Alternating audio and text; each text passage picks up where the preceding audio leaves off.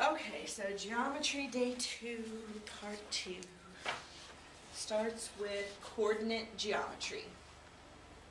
So hopefully you remember how to plot points. The first number is the x and the second number is the y. So here they're showing you several points plotted. Always remember you start at the origin at 0, 0.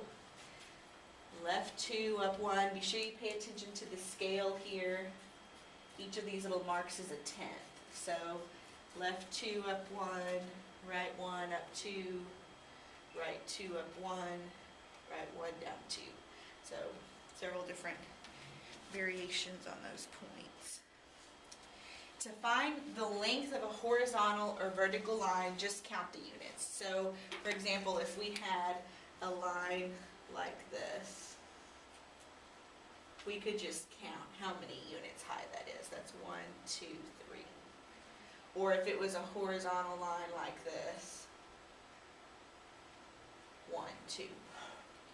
But if it's any other kind of a line, if it's not a horizontal line or a vertical line, draw in a right triangle and use the Pythagorean theorem.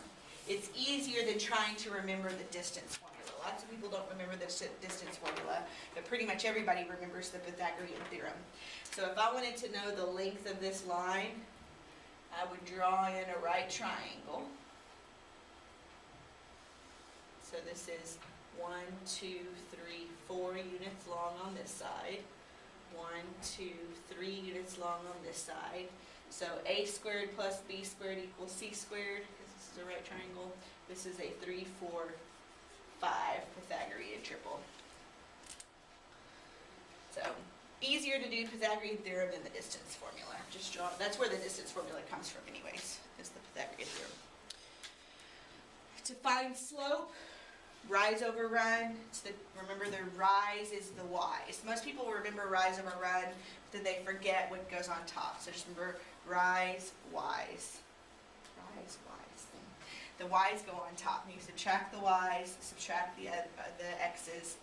And it doesn't matter which point you start with, but just be consistent. So if you have two ordered pairs, like say 1, 2, and 3, 4. If I'm going to call this x1 and this x2, I have to call this y1 and this y2. You can't mix up the 1s and 2s. So whenever you go to plug in, you got to be sure you plug in the 2s first and the 1s second. Just be consistent.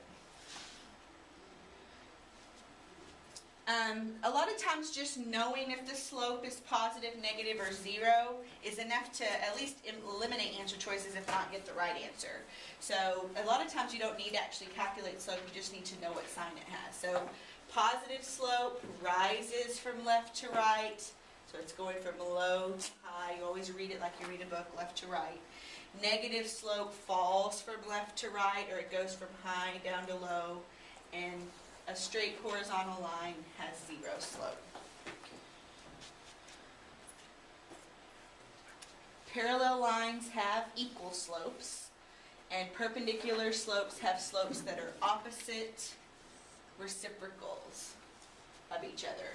Examples of that would be like 3/4 and -4/3, or -2 and +1/2.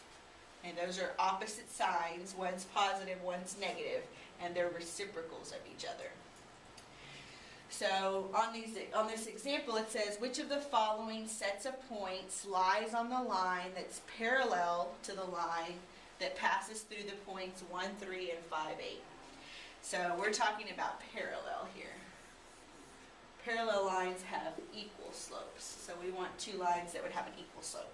So start by finding out what slope you already have. And remember, you subtract the y's. So 8 minus 3, the rise is the y's, that goes on top, 8 minus 3. I did the 8 first on top, so I have to do the 5 first on bottom, minus 1. So 5 over 4. So that's my goal. I want to figure out which one of these pairs would also have 5/4. So here, 3 minus negative 8 over 1 minus negative 5. That's 11 over 6, so that's not it.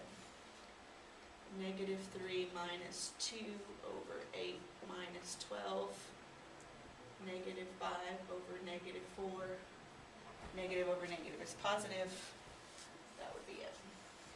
This one gives you 5 over negative 4, so the sign's wrong. This one gives you negative 1 over 9, so not even close.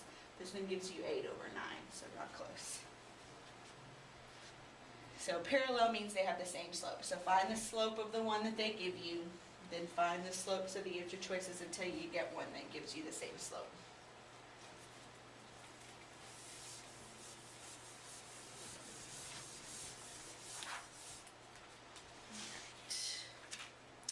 So now we're going to try the same thing but with a perpendicular line. So we have the same 2 points. The slope between these 2 points was 5/4.